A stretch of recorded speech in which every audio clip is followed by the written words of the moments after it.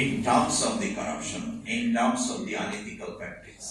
And একইভাবে আমরা যে জনগণের এই যে 20 টাকা দিয়ে একটা মানুষ টিকিট কিনছে, হ্যাঁ, এটা কিন্তু অনেকগুলো বিষয় আছে, এখানে অনেকগুলো রেসপন্সিভ বিষয় আছে। শুধু টাকা দিয়ে উনি টিকিট কিনলেন 30 লাখ টাকা পাওয়ার আশায়, এই কথা এইভাবে ভাবলে চলবে না।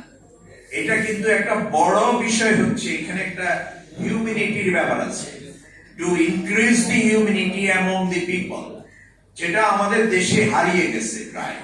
মানবতা বোধ মানুষের মধ্যে যেটা, সেটা হারিয়ে গেছে। আজকে আমরা মানবতা নিয়েও অনেকে ব্যবসা করি, অনেকে আমরা অনেক অন্যায় অবিচার আমরা করি।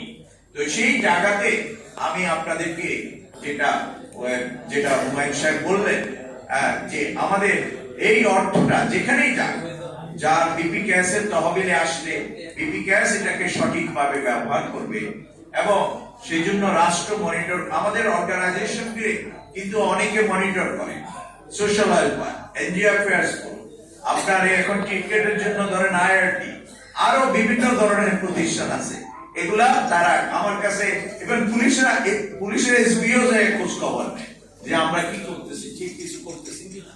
হ্যাঁ, আমার সাথে গত 4-5 দিন আগে কবির নামে একজন এসপি ইন্সট্রাক্টর, সে আমার কাছে গেছে, গিয়ে আমাকে অনেক কথা জিজ্ঞাসা করলো, কাগজপত্র নিল, কারণ লোক পরিবর্তন হয়, তার জন্য তিনি ওই নতুন লোকেরা আবার যায় খোঁজ খবর নেয় যে আসলে এই প্রতিষ্ঠানটা করেটা কি।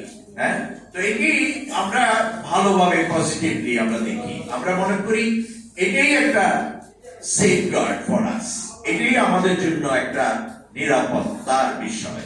যদি রাষ্ট্র যদি আমাদের সঙ্গে সাথী হয়ে না থাকে, তাহলে তো আমরা নাগরিক কিনা এটা আমরা ভুলে যাব। হ্যাঁ, তো সেই জায়গাটা আমার মনে হয় এটা ভালো দিক। আমি রাষ্ট্রকে সেজন্য আমি ধন্যবাদ জানাই, এবং আমাদের রাষ্ট্র আরো বেশি অ্যাক্টিভ হোক, আরো বেশি কার্যকর হোক। আমাদের যেটা বলেছি, নতুন প্রধানমন্ত্রী, নতুন সরকার হয়েছে, গণতান্ত্রিক একটি সরকার এসছে, আমাদের অনেক আন্দোলন হয়েছে, অনেক মানুষ জীবন দিয়েছে, অনেক মানুষ এই গত জুলাই আগস্টের আন্দোলনে আমাদের অনেক মানুষ, ইয়াং ছেলে মেয়েরা প্রতিবন্ধী হয়েছে। সুতরাং এত স্যাক্রিফাইসের পরে যদি আমরা ঠিকঠাক না হই, তাহলে তো আমাদের আর হওয়ার সুযোগ কোথায়, এটা আমাদেরকে হতে হবে। আমি আপনাদের এই পর্যায়ে আমি 2 মিনিট